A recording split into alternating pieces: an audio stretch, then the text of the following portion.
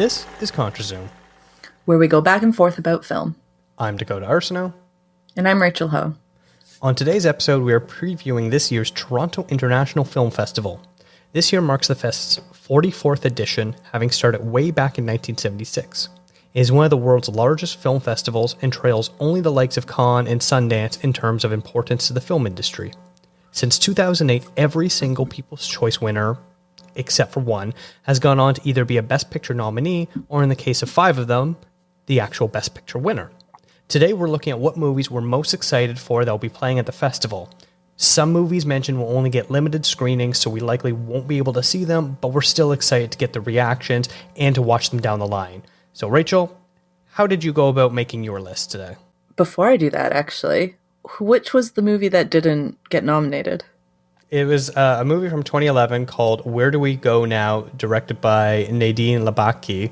So That one didn't end up getting anything, but A Separation was the second runner-up, which ended up winning Best Foreign Language Film. So still there is the track record. And oftentimes that the one that won the People's Choice Award and didn't go on to be a Best Picture winner, but still was a nominee, one of the runners-up was the winner. So like Silver Linings Playbook was the People's Choice winner. The runner-up was Argo. So there's a lot of that going on. Room was the winner. Spotlight was the second runner-up. Won Best Picture. And so forth. La La Land was the Best Picture winner, and then it wasn't the Best Picture winner. But yeah, so that's very often the case. Jojo Rabbit was the winner. Parasite was the second runner-up. Marriage Story was the first runner-up. So like there's a lot of the cases. Like if I was to do the full math of like the 3 movies named in the last like 10, 15 years, you probably have like a very high percentage of both the winner and one of the films going on to be a nominee too. That's really impressive. It's a really good track record for TIFF. I wonder if there's any other film festival that can boast such an impressive track record. I don't think they can. It really doesn't. Like, yeah, that's interesting. Cannes doesn't really have like the Best Picture movies. Because they kind of have a weird blend of where like they do some Hollywood blockbusters and then also like the biggest international films, which usually don't make it to the Best Picture lineup. And TIFF isn't always the world premiere of these movies. Oftentimes they'll have been at other festivals, sometimes gathering steam until they get to TIFF, where they eventually sort of explode in popularity. So it's sort of tough to really say. Like I'm trying to remember off the top of my head what's a type of movie that didn't premiere at TIFF but ended up doing really well later on. It's not often. That's pretty cool though. Good for Toronto. Good for Bell getting this film festival going. Good job. Anyways, to answer your question, how did I come up with the list? There's so many movies at TIFF. It's honestly such a daunting task to look at everything. I'm going to plug a website that was just shown to me recently, which is 2021.tiffr.com. And it just makes we've complained about the TIFF portal and the scheduling before. I really don't like the way that they do the schedule. Like it just looks so complicated to me. And this website breaks it down really, really nicely and gives you kind of each film and when it's going to be playing. And this year, whether or not it's going to be like in person or online on the digital platform. So I think that's really cool. So I did that. I went through the website and literally just went through right down the list of what films that they have. There's certain categories that I always take a look at. So contemporary world cinema, and I think the other one's called Discovery. Yeah, Discovery. Those are the 2 that I tend to look at in the past of which ones I want, because the big ones, which you'll get into later, like Dune and Last Night in Soho and those ones, those are going to come out like regardless. That's how I look at TIFF anyways, is what are the movies that we might not be able to see, like they might not get distribution, or it might be a long time before we get distribution. And those to me are the movies that are more worthwhile to take a look at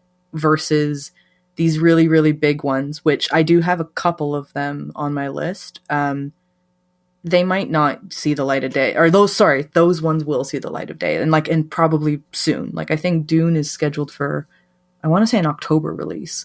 So it's coming up really quickly. So if you don't catch it at TIFF, like relax, you're fine. Just go in October, and it'll be less expensive to go in October. But yeah, that's how I went through my list. Like, I just kind of went down, looked at the different categories, and tried to focus a bit more on Canadian movies, international movies, and also ones that maybe I heard about that filmed at or played at other film festivals that I didn't get a chance to look at. How about you, though? How'd you combine your list? Well, first, I take offense that you didn't share this website with me. I'm so sorry. Do you know what? Go through the TIFF website. I legit thought Dakota already knows this one. I'm not going to patronize the man by sending him, be like, hey, have you heard of this really cool website? It's called Google, and you can search things on the internet. That's what it felt like to me, because it seemed like everyone was like, oh, it's such like an insider, like everybody who does TIFF a lot. And I know that you've done TIFF quite often. So I'm like, Dakota knows about it. No? So I apologize. I should have sent it to you anyway.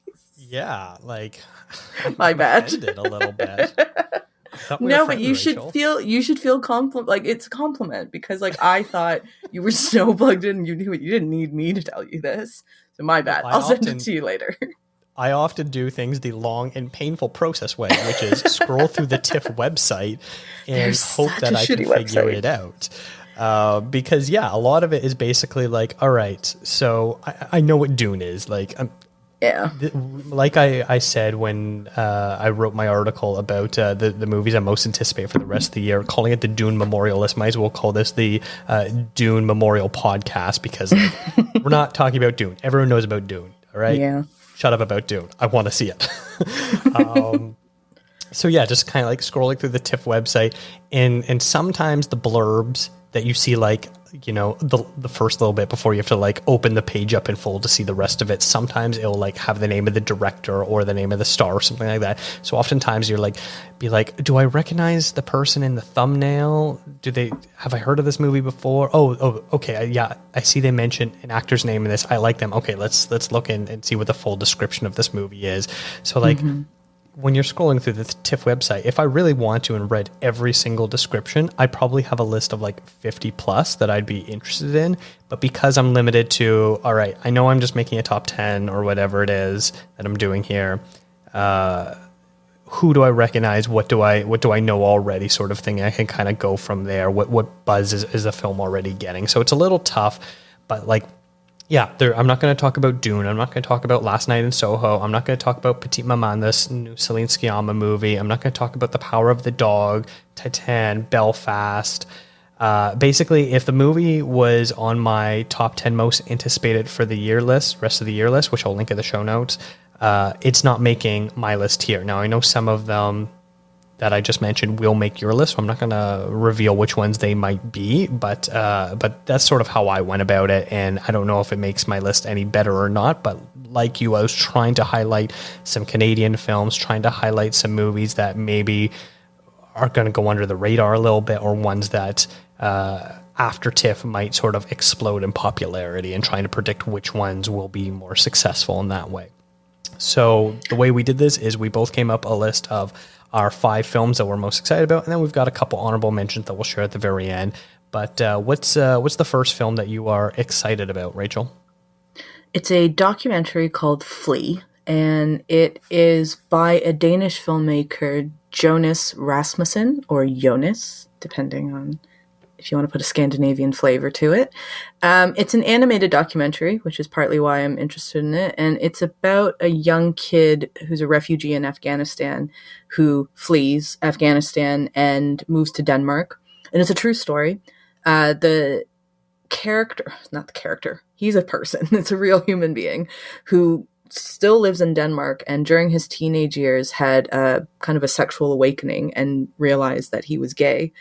And the documentary, from what I've heard, goes into 2 parts. So basically you've got part 1, which is a refugee story leaving Afghanistan. And then part 2 is a coming of age tale of a kid who's growing up in a pretty, conservative and traditional family, and realizing that he doesn't fit the tradition and the conservatism that he grew up in. So this came on my radar in July when one of the websites that I write for, called That Shelf, they did an article about the I think it was like your top 5 picks for the year so far. So from January to end of June.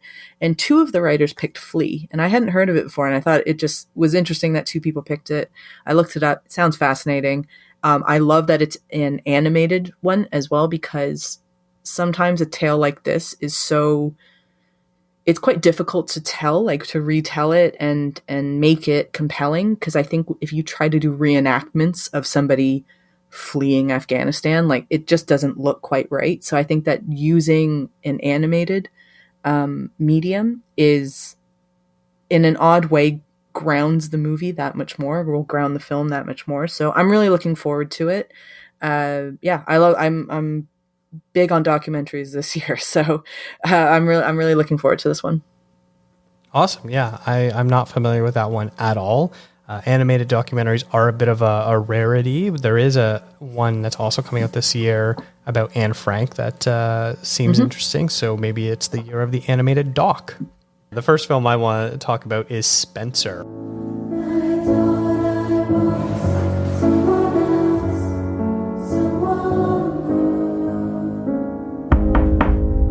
Ma'am, they're waiting for you. Which is the new film that's starring Kristen Stewart as Princess Diana. It also has Sally Hopkins, who is playing her personal attendant and confidant, Timothy Spall as her security guard, who she probably can't trust, and some more people too. But this is going to be directed by Pablo Larraín, who directed the Oscar-nominated film Jackie, and also the foreign language film No, which starred Gael Garcia Bernal. That was also a nominee. But here, Kristen Stewart looks like a contender to actually win Best Actress this year. She's sort of been like hovering in that periphery of like, hey, when's Kristen Stewart going to get nominated for Best Actress? But like this looks like everyone's going to be throwing their weight fully into it. They just released the teaser trailer and the poster, and both of them look absolutely immaculate. I'm all on board, especially like I like Kristen Stewart as an actress, but I sort of find that she does better when she has less lines to say. I don't want to say that she's a bad speaker, but like she's definitely someone who you can project emotions and feelings on just the way she looks, and less so when she's explaining them. So it'll be interesting. But like much like Jackie, this is a biopic that takes a narrow scope to be a single time frame. In this case, it's Christmas right before Prince Charles and Princess Diana get a divorce, as Diana is feeling isolated during the family getaway, as she sort of struggles to maintain a public face while her marriage is crumbling. I'm very excited about this one for all those obvious reasons I was stating. Is this one that you're sort of looking forward to as well? No, not really. No? Oh, okay. Wow. Shut me down. All right. Not exactly. The Fury, I don't know why. It feels icky to me to do a movie about Princess Diana, just because of the way that she passed away and her children are still alive. Like I understand that she's part of the royal family, and what comes with that is a lot of, I mean, that was her ultimate demise, it's a lot of attention and quote unquote, like being fair game to media. And, you know, when you're a public figure and you do these things, but I mean, I'm not sure if like William and Harry, did they get their okay for a movie to be done like this? But they've been pretty adamant of kind of keeping her memory kind of quiet and to themselves in a sense, you know? And so there's something about it that doesn't quite sit right with me, if I'm honest, of having this movie. I am going to end up watching it just because it's one of the big pictures that are coming out of TIFF. So maybe I'll be proven wrong and it'll be something that I really enjoy. But yeah, it's just the idea of it, for some reason, I've never been too keen on something like this. Like we've been having a lot of these biopic movies the last however many years, and you know, you got like the Bohemian Rhapsody and Elton John and things like that. But I don't know, there's something about the way for Princess Diana that I'm not too warm on it. Just the idea of it in general. It's not about the movie itself or the people that are behind it. It's just like the very idea of having a movie for her makes me cringe a little bit. Interesting. Were you a fan of Jackie? No, I wasn't. I didn't find it that interesting. I think biopics are always, I don't know if I've actually watched one where I think the whole movie is great. I think that there's individual performances, the people who play the person are amazing. You know, like I just saw Respect, I don't know how many weeks ago now, just a couple weeks ago, I guess. Jennifer Hudson's amazing in it, but the movie itself is kind of, it's okay. You know, and I would say probably Rami Malek and Taron Egerton, who's the Andra Day, who played Billie Holiday. It's like they're great. They're all really, really great in it. And Natalie Portman was a great Jackie, I thought. But the movies itself, I've never been too big of a fan of them. You like Jackie though, but like I loved it. Yeah, I don't know. I just wasn't. Natalie Portman's amazing, and I'm pretty sure Kristen Stewart's going to be amazing too. Like I don't know if I've actually ever seen her in a movie, which is kind of weird actually now that I think about it. But I don't think I've ever actually seen her in anything. But yeah, willing to give her a shot as Princess Diana. It's nothing about her or the director or anything like that. Okay. Well, what is your number 2 movie? My number 2 is a movie called Night Raiders. This has been one that's been on the radar for Canadian film for actually a little while now. Danny Goulet is directing it. She's done some pretty amazing short films in the past. So this is her first big feature, I believe. And it's a sci-fi thriller kind of hybrid, and it takes a look at residential school system, the colonial history of Canada, but through a sci-fi lens. It kind of reminds me a little bit of District 9 in a sense, but it doesn't lean as heavily into the sci-fi, I think, as District 9.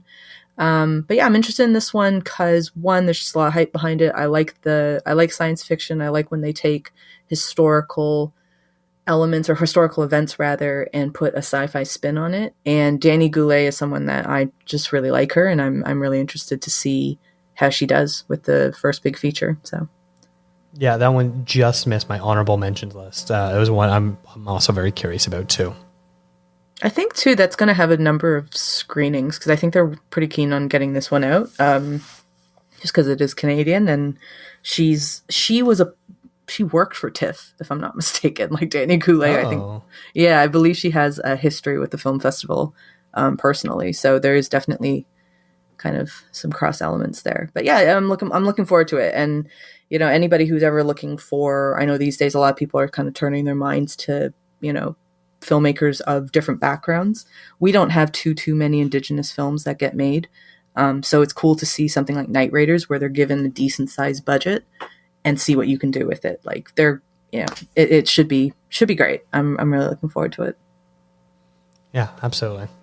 Okay, so my number 2 movie is All My Puny Sorrows, which is also a Canadian film, and it's got a pretty stacked cast as far as Canadian movies go, which includes Sarah Gadon, Alison Pill, Mimi Kuzik, Mare Winningham, Amy Beth McNulty, and Donald Logue. Now, the director, Michael McGowan, kind of has a mixed track record. You know, the highs being the motorcycle drama 1 Week with Joshua Jackson, and then the low being Score, a hockey musical that starred pre-Schitt's Creek Noah Reid as a singing hockey player. I didn't know about that. That sounds hilarious. Yep. So obviously, you know, you've got a bit of a coin flip going on. Is this movie going to be good or bad? But this looks like this could probably be the big Canadian film at the festival this year because it's got a stacked cast, as I mentioned. It's about 2 sisters, one who is a concert pianist who is contemplating suicide, played by Sarah Gadon, and the other is a writer who's going through a divorce, played by Alison Pill. It's based on a book by Miriam Taves, which was shortlisted for the Scotiabank Giller Prize in 2014. So there is a bit of a pedigree with the story. And it looks to both be a dark comedy and a serious drama. So this is one I'm interested in, mostly because I really like Sarah Gadon as an actor. But it also has Amy Beth McNulty, who was the star of Anne with an E as the Anne of Green Gables TV show for the last few years. And she's actually been cast in the next season of Stranger Things. So it's going to be interesting to sort of see how her career grows from there. And then Donald Logue is like a veteran character actor that like always pops up as like, hey, that guy, I really like him. He usually plays a dirtbag, but I like him, sort of thing. That's... I think the biggest thing I just took away from is that they're doing another season of Stranger Things. Yeah, you didn't know that? I didn't. I haven't been watching it, so I have no idea what goes on with that show. But I'm surprised. It seemed to me to be a show that should just be like 2 or 3 seasons and go away, but they're keeping going with it. Well, this is only going to be the 4th season. Yeah, just end it. No, I'm kidding. I have no reason why I'm being so rude. I like Stranger Things. Okay. I mean, a lot of people do. It sounds like a great thing. I don't know. I watched like 2 episodes and I go, I can't get into this. That movie's definitely on my list as well. I think that one just kind of like, just as Night Raiders just missed it for you. I would say all the Puny Tours just missed it for me. Like, it's anytime that you see Canadian movies or Canadian productions get a good backing behind them, it's exciting, because we don't tend to be a country that has a big output just because most people go down to Hollywood because that's where the money is, and I can't really blame them. Like, 1 Week is a pretty good example of that. Like, that's such a Canadian story, and I really enjoyed it, but very few eyes get to actually watch it. So yeah, I hope all the Puny Tour, I hope it does really well. I really do hope it does really well, and that it's like, it kind of goes beyond just TIFF and just our borders. Like, I really hope it's one that is a pod, like you said, it's a coin flip for McGowan, and I hope it's a good one. Like, I really have my fingers crossed for that one, that it's going to be good. Mm-hmm. Yeah, that's true. Okay, what's your number 3 film? I'm keeping it going with Canadian movies. Neither of us planned it to be this way, but my third pick is a movie called Scarborough. It is based off of a Catherine Hernandez book, which I was a really, really big fan of. I came across that book. I was literally just walking around a bookstore, and I just see a book that's called Scarborough, which is strange because I don't think that I would ever see a book, like a novel called Scarborough. I just don't think it. My family lived in Scarborough for a time. I think most families that have immigrated into Toronto have at some point lived in Scarborough. It's definitely I don't want to call it a transitory city, because a lot of people stay there and live there and have very lovely lives there, but it's certainly one that a lot of people stay there for a few years and then kind of move out to wherever you're going to, one of the suburbs probably. But the movie the movie and the book are about 3 kids that are growing up in a low-income housing area. And it's just a coming-of-age tale of them growing up in Scarborough and finding, like friendship and family and those kinds of things. It's a book that I genuinely was shocked when I saw it on the list of, like, I was shocked to see this film being made. I didn't think that it was the kind of book that would ever get made into a movie, because I think maybe I have a bit of, I don't know, what's that syndrome called, where you just don't think that anybody would care about something like Scarborough. Like, it just wouldn't be something that filmmakers would want to put money into it. But why not? Like, it's interesting, right? Like imposter syndrome? Imposter syndrome, yeah. But like, there's been so many movies in the States of, kids growing up, say, like in Harlem or the Bronx or Compton. And in the UK, we kind of see a little bit of, I mean, I know Peaky Blinders is a really extreme thing, but it's about like the working class, right? Like, it's about the working class of a community at that time. And every country has those bits. Like, every country has those neighborhoods that maybe are a little bit rough around the edges, but they have a lot of great stories to tell. So I'm really excited for Scarborough, just because I live quite nearby Scarborough. I grew up, spent a lot of time in there. And yeah, looking forward to it. Is this one that's on your radar, Dakota? It was one that I did not know about when I must have passed over it when I saw it. As soon as I saw it on your list, I was like, Scarborough, Ontario, Toronto, Scarborough. So yeah, it's the same thing, right? Interested. Yeah, right. Start singing some Simon and Garfunkel. But yeah, I grew up in like mostly Etobicoke and then downtown Toronto, so I don't have the same connection with Scarborough. But now that I'm not in Toronto at all, I'm going to rep that. Scarborough's part of the Toronto area, the GTA, all that sort of good stuff. So I'm all on board for that then.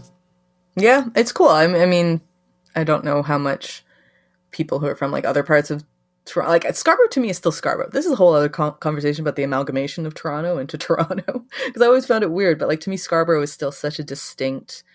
It's a very, very distinct city that has so much to offer. Like, I really do believe that so much to offer, not just the city of Toronto, but like the outer kind of surrounding regions. And it gets a really, really bad rep for. I don't think it's deserving of as bad of a reputation as it has. But like, yeah, I know people the nickname Scarborough. Yeah, well, that's like I mean, that's very of our generation too. I don't know if people understand that who are younger. I don't know if they still say that. But it's kind of an interesting thing. I have a lot of friends who, grew up in, say, Richmond Hill or something like that. And the idea for them to go to Scarborough was very like, oh my God, like, you're going to Scarborough. Like, that's so scary. Like, what are you doing there? And you're just like, come on, stop that. So I think it's cool that there's a movie that hopefully, I mean, I haven't seen it, but I'm hoping that it celebrates the city in the same way that the book did. So I'm really looking forward to it. Nice. Okay. My next movie is one called Official Competition, which stars Antonio Banderas, Penelope Cruz, and Oscar Martinez. And so it is directed by two Spanish language TV veterans in Mariano Cohn and Gaston Duprat. So it's going to be interesting, but even though they didn't share any scenes, Cruz and Banderas were just in the excellent Pain and Glory, the Pedro Almodovar film, and it sort of renewed a highlight in Banderas' career. Like he's sort of seen as, I don't know the best way to describe it, but like a lot of his English language stuff, he sort of peaked in like the late 90s, early 2000s, and I don't think he's being taken seriously as as an actor anymore. Like, yeah, stuff like Zorro and stuff like that were definitely popular at the time, but I don't think anyone looks back with fondness on his English language career, but his Spanish language career, especially his work with Almodovar, is so vast and interesting. So like I'm definitely interested anytime he does a Spanish language film, and back with Penelope Cruz, who also sort of similarly, I think, does her best work in Spain and in Spanish language films as well. Oscar Martinez was one of the lead performers in the anthology movie Wild Tales from Argentina. I don't know if you ever saw that one, but I believe he was in the first story about the guy whose day just got progressively worse about his car being locked up. Oh, I didn't watch it, but I remember. Oh, that's a great, crazy film. But this movie in particular is about an aging millionaire who decides to finance a film and hires a difficult director who's played by Penelope Cruz. And then the film is about two brothers, one who is... and then they end up casting these two male performers, Antonio Banderas and Oscar Martinez, to play these two brothers. Martinez is a drama teacher and perfectionist and takes his craft very seriously. And then Banderas is this brainless global superstar who mostly does lowbrow movies. And so it's sort of going to be very interesting to see Banderas play a quote-unquote dumb character who's just there for like the sex appeal sort of thing, which is definitely sort of maybe what his perception was in like the 90s in the Zorro era. So I am very curious to see how this plays out. But the three of them in this movie definitely has me intrigued. And the poster, well, not the poster, the screenshot that they've shared, the costumes look fantastic. And Penelope Cruz is wearing this like gigantic red curly wig too. So I'm all on board for this one. It looks really cool. I think that's like a really interesting. It's going to sound like I'm downplaying it, but what was that Eurovision movie that came out with Will Ferrell and it kind of the idea reminds me of that, but like good, like not like taking the mick or anything like. It's just it looks like it's going to be like a really good movie that I don't know takes on this premise of looking at like it. From what I understand, it takes the piss out of filmmaking, but also like people who write about movies, like criticism and things like that. So I think it's pretty cool. I'm definitely looking forward to that one. I hope I can watch it. I think that's doing digital and in person, if I'm not mistaken. So yeah, I'm looking forward to that one. And I agree with you on Antonio Banderas and Penelope Cruz, like not having. I don't think they're given as much opportunity in Hollywood to make the kinds of movies that they're capable of making or take on the roles that they're capable of doing and doing really well. But I mean, they do some cool stuff here too, but their Spanish language movies are definitely far better than their English speaking ones. Mm-hmm. Okay. What is the next film on your list? My next one is a Korean movie. And we really moved along in unison here. We went Canadian, and then we went to outside. It's a Korean movie called Aloners, and it is a movie about a girl who lives by herself, or a woman who lives by herself, and her neighbor dies who also lives by herself. And so she starts to kind of have, I guess, a bit of an existential crisis about what it is to, live alone and die alone, effectively. It is a debut feature from a director named, and I apologize for any Korean-speaking listeners out there, but I'm going to give it a go. It's Hong Sung-un. And I'm really looking forward to it. It sounds kind of silly, but it's like I'm relatively antisocial. I like to be alone. I like kind of having my own space and doing my own thing.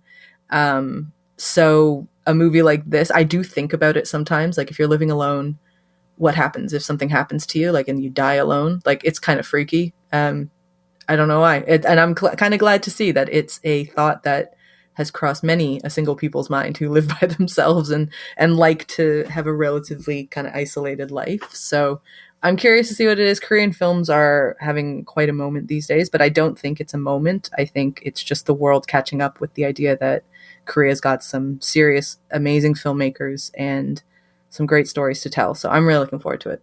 I've been saying that for all of them. Obviously, I'm looking forward to all of these. That's why they made the list. It reminds me of when Bill was on the episode talking about our favorite films of the decades. Every time he was being like, and this is one of my favorite movies. And he's like, you gotta stop saying that. It's like, well, yeah, of course it is. Movies. That's why we're talking about them. Yeah. But it looks cool. Like, it looks interesting. It looks dark. It looks like something that's pretty much right up my street. But I don't know, for you, I kind of feel like this isn't a movie that would be on your radar as much. I don't know. It wasn't one that I had come across. So points for you for nailing that. But I do enjoy Korean cinema. So just that idea, the concept of it sounds interestingly enough. I'll probably wait to sort of see reviews of it before I dive head first into it and just blindly watch it to see if it really is something that would be up my alley. But yeah, it sounds intriguing. Yeah, it sounds like it'll be good. It'll be interesting. And I like first-time filmmakers. It's actually pretty fascinating to see where they go with it. And I've been watching a lot this year, kind of very coincidentally. A lot of movies that I've really enjoyed this year have happened to be debut features. So it's going to be pretty cool. What's your next movie? My next one is A Hero, which is the latest film from Asghar Farhadi. So if anyone has listened to the show for the last little while, people probably know that I'm a big Asghar Farhadi fan. I was a big fan of A Separation. I quite like The Salesman. I finally caught up recently with Everybody Knows and like that quite a bit, which also starred Penelope Cruz. Speaking of her from my last movie, I was only so on his movie The Past, which was sort of a Spanish and Farsi language film, but he's back. He sort of seems to be going back and forth between doing films in Farsi and then not in Farsi. So Everybody Knows was a Spanish language film, and A Hero is back to being shot in Iran and in Farsi as well. But yeah, so people by now, if you're a fan of world cinema, you know who Asghar Farhadi is, and you're either totally with his sort of minimalist style of filmmaking that has deep emotional resonance, or he's just not really your style. I don't quite know how to describe this plot. It's sort of about a man who's in prison for his debts, and he is released for 2 days, where he then has to try to gather the money he's owed so that way he can get out for good. And then after that, I'm not too sure exactly where the plot goes, but it sort of seems that the phrase "no good deed goes unpunished" is basically the theme of the film. But really, like I said, if you're a fan of Farhadi, the plot really isn't going to be matter. His name is going to be enough to sort of get you in the cinema.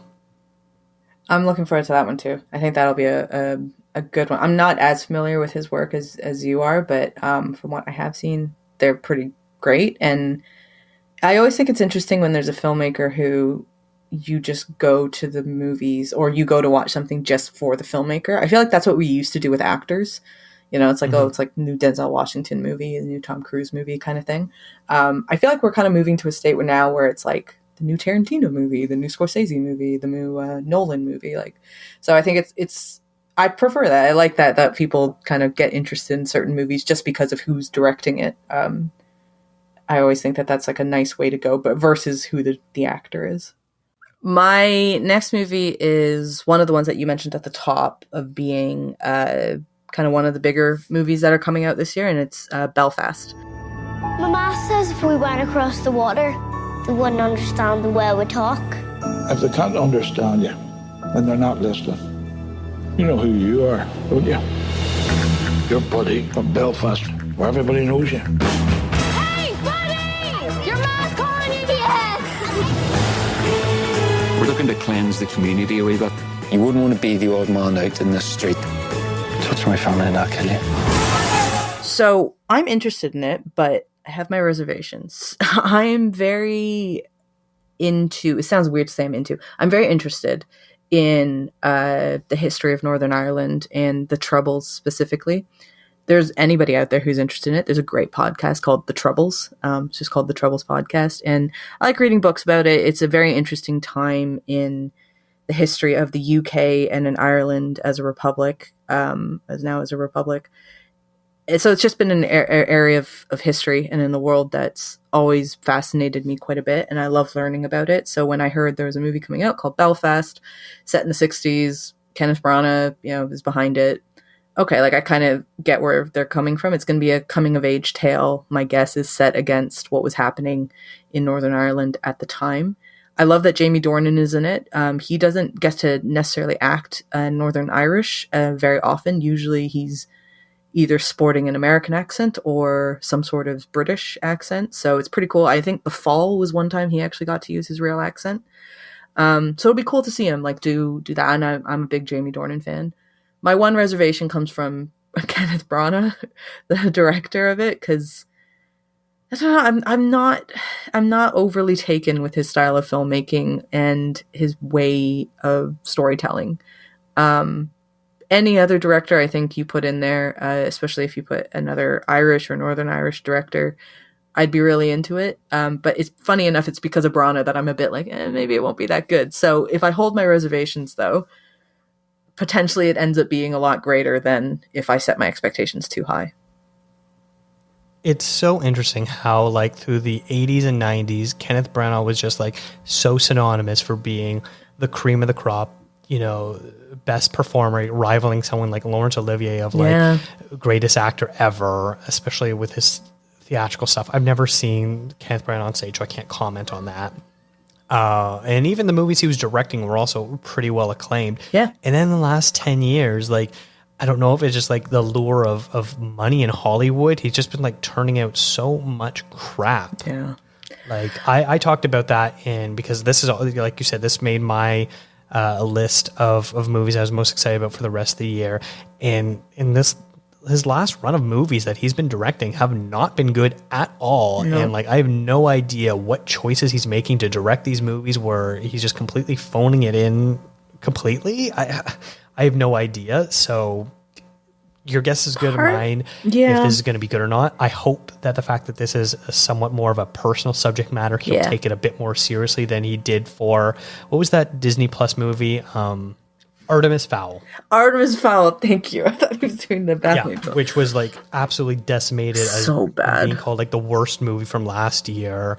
I have no idea what he's doing. Murder on the Orient Express was fine. It wasn't great, but it was fine. Cinderella wasn't very good. Jack Ryan Shadow Recruit wasn't very good. God, that was so bad. His Thor movie wasn't very good. Nope. We're going back now 10 years. I wonder. It's interesting talking about Branagh because you're right. If you look at all his accolades, particularly if we were talking about the Oscars before, so kind of keeping in line with that, all of his Oscar nominations come from behind the camera work, not in front of it. So it's he is good. Put your weight what you want behind the Academy, but he is good. I kind of wonder if his style of filmmaking is a bit dated now. Maybe it just doesn't work with the way that movies are made today, with the way that actors work today. Maybe he's just kind of a man that's stuck in the past and hasn't been able to really adapt into the future and or into the present rather. It's interesting, he made a comment, you brought up Thor, and I remember Chris Hemsworth saying he was really bored of playing Thor. The way that Branagh had basically created Thor, he didn't like it anymore. And it wasn't until Taika Waititi came in and kind of gave it a bit of a lift, comedically wise, and probably made it more in line with Hemsworth as a person. And then that reinvigorated him into the character and helped him kind of through the rest of all of the Avenger movies.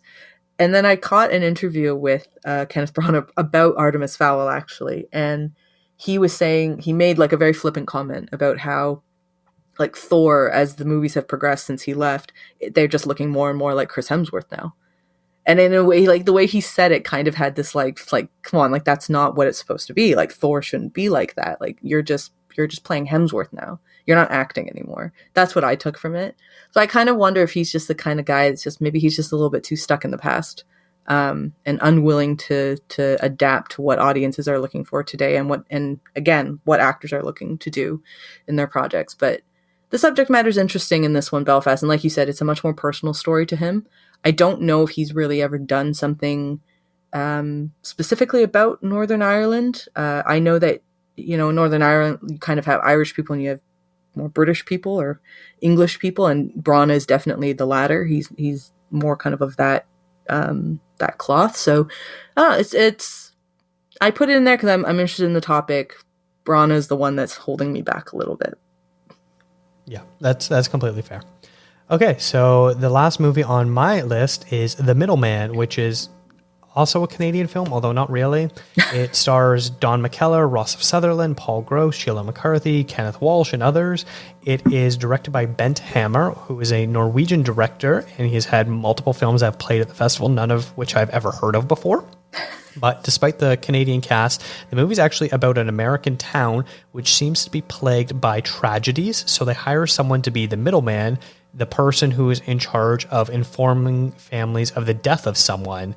It sort of seems to be like a dark comedy blending both Norwegian and Canadian sensibilities. I watched the trailer for it, and it doesn't really hint at a comedic aspect, but like you don't get Don McKellar and Paul Gross if you're not going to have some comedy involved in it as well.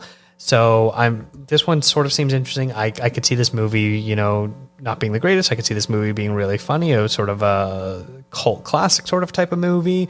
So I'm interested in that. Was this one that you had heard of? I'd heard of it, but actually never really looked into it. I kind of brushed over it when I was going through the website. And I mean, it seemed fine. Didn't really kind of click with me in any way, but it's like, I mean, it's what you said, like it could be great, it could be really bad. And I find that's the draw of the film festival circuit, though. Some of the movies you're going to watch are going to be amazing and stick with you. Others are going to be absolute crap. But I mean, I never want a movie to be bad, so I hope it's good. I hope it's something that is something that, like, for you specifically, like it's something that you enjoy and that it's worth your time and hassle of trying to get a ticket in TIFF. So it would be good if there. I also agree with you about the humor. Like, I don't see how it can't be funny. Like, I just don't see how it wouldn't have comedic elements to it. But waits to be seen. We wait to see. Mm-hmm. Okay, so yeah, those were the 5 movies we're most excited about. Obviously, we could have listed another 10 each, but we've got a couple honorable mentions. So, Rachel, I'll let you kind of quickly go through all your honorable mentions, and I'll save all my comments for the end. Sure. So, my first one's going to be called DASHCAM, which is directed by Rob Savage. He did a movie last year called Host, which was a screen life movie, meaning it was just done completely over Zoom. I loved it. It was a cool pandemic movie that... it was a cool pandemic movie that was done, like, it's very much so born out of what was going on at the time, but not kind of resting on lockdown, pandemic, whatever. I loved it. I thought it was really innovative just as a film, and so I was curious when I saw that he had another one coming up. It's more just curiosity of what it is. The movie is called DASHCAM, and it's, from what I can tell, it's the dash cam of somebody's car, and it's going to be like a thriller in that sense. It's a kind of, what you were saying before. I'm more interested in the filmmaker on this one than the movie itself. So dash cam's there. The other one is called Snakehead. I'll be honest with you, this is a movie that I'm more interested again in the filmmaker. This is Evan Jackson Leong. He's from San Francisco, I believe. And it's about a woman who rises through the ranks of a gang, essentially. When you saw me put that on my list, you said it's either going to be amazing or like an absolute train wreck. So I'm hoping for amazing. Part of me is just kind of supporting Asian American filmmakers. I think it's cool that there's more and more opportunities out there, and it's nice to see last names like Leong long showing up at film festivals. And my last one is I can never say this properly now. Titane, whatever. It won the Palme d'Or at Cannes this year. It is a weird movie. Like, the premise is very strange. It's a woman has sex with her car and then becomes pregnant by the car. That's interesting. It's a body horror thriller. Definitely a weird one. Like, I don't think that anybody can look at that premise and not think it's going to be like a run-of-the-mill movie. It's definitely going to be strange. I know that the director is Julia Ducournau, who's done a movie called Raw, which I haven't seen, but it seems to have a similar kind of body horror angle. So I'm more interested in this one because it won Palme d'Or, because I never would have kind of thought a movie like that would have won Palme d'Or. I think it was a bit of a surprise to everybody. So yeah, just curious about what the movie is about. Yeah, those are three movies where I'm sort of interested in, especially Snakehead and Titane. I did not see Raw either, which, if anyone hasn't seen it, it's about a young woman who is going to veterinary school who is a vegetarian, and during a hazing incident, she is forced to eat raw meat, and soon it turns out that she has the taste for human flesh, which is why her family are vegetarians. So yeah, it's sort of similar, very high concept style movies. A lot of people were a fan of Raw. Titane looks completely off the charts craziness. The trailer looks crazy. I'm very intrigued by it. I'm worried that I might not be able to stomach some of the things in it, but I'm still very intrigued by it. Like you said with Snakehead, you mentioned what my comment was. It stars Sung Kang, who really great actor in Better Luck Tomorrow, and not so great actor in the Fast and the Furious movies, or maybe that's just my thoughts on them.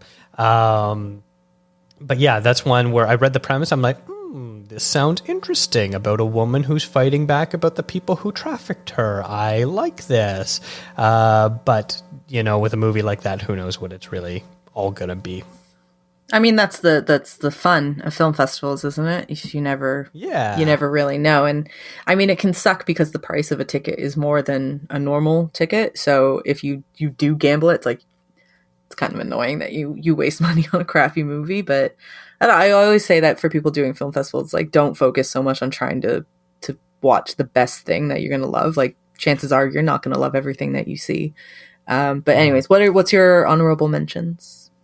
So my three, the first one is Memoria, which is starring Tilda Swinton, and Swinton is the English and Spanish language debut from Apichatpong Rastakul, the Thai director of Uncle Boonmi, who can recall his past lives in Cemetery of Splendor and some other movies that he's done as well. This one seems very interesting. It's about a woman who travels to South America, and she starts hearing a noise, and suddenly this noise starts overtaking her life, and she can't figure out where this noise is coming from and what it all means. So it's going to be very interesting for that. The next one after is called The Forgiven, which is the latest film from John Michael McDonough, who directed The Guard and Cavalry, two mostly good movies. I liked Cavalry a bit more than The Guard, but The Guard definitely has its moments too. And he's actually the brother of Martin McDonough, who did In Bruges, which is absolutely phenomenal, and then the absolutely god-awful 3 Billboards Outside Ebbing, Missouri. But The Forgiven is a dark satire about a rich couple who are played by Ralph Fiennes and Jessica Chastain, who hit a pedestrian in Morocco on their way to a lavish over-the-top party, and then they hide the body, and then later on they have to deal with the consequences of rich people just kind of getting away with whatever they want. So that concept sort of intrigues me a little bit, and I think the McDonoughs are very good at poking fun at the upper-class aristocracy. So I'm all for it, and Ralph Fiennes and Jessica Chastain, I like them both a lot. And then the last one is a movie called Encounter, which stars Riz Ahmed, who is protecting his 2 young sons from an alien invasion where bugs seem to be controlling people. And it co-stars Octavia Spencer, and it's directed by Michael Pierce, who did the, I don't know if I want to call it a horror film, but a movie called Beast a few years ago. So that one I think can be really hit or miss, but the other two I think are going to be pretty solid picks.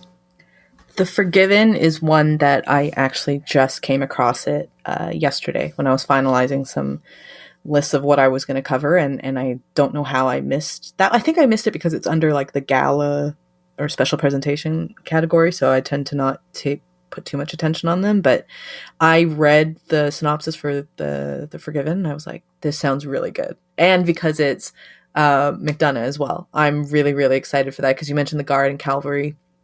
And he also did The War on Everyone, which I really enjoyed. I know that that's probably of his movies, that's probably the one that's least regarded, but I thought it was really funny and I enjoyed it. So I'm really looking forward to The Forgiven, though, and with Ralph Fiennes, because, you know, you mentioned his brother who did In Bruges, and Ralph Fiennes' performance in Bruges is like top performance for Ralph Fiennes, and that's saying something, I think, for a man with a career like his. So Encounter I'm also really looking forward to too. I think that that's going to be a cool movie. I'm a big fan of Riz Ahmed, so I'm looking forward to that one as well. I'm looking forward to everything. TIFF is going to be fun. It's going to be a little bit different this year. It's in person and hybrid, so a little different from last year, but different from years prior.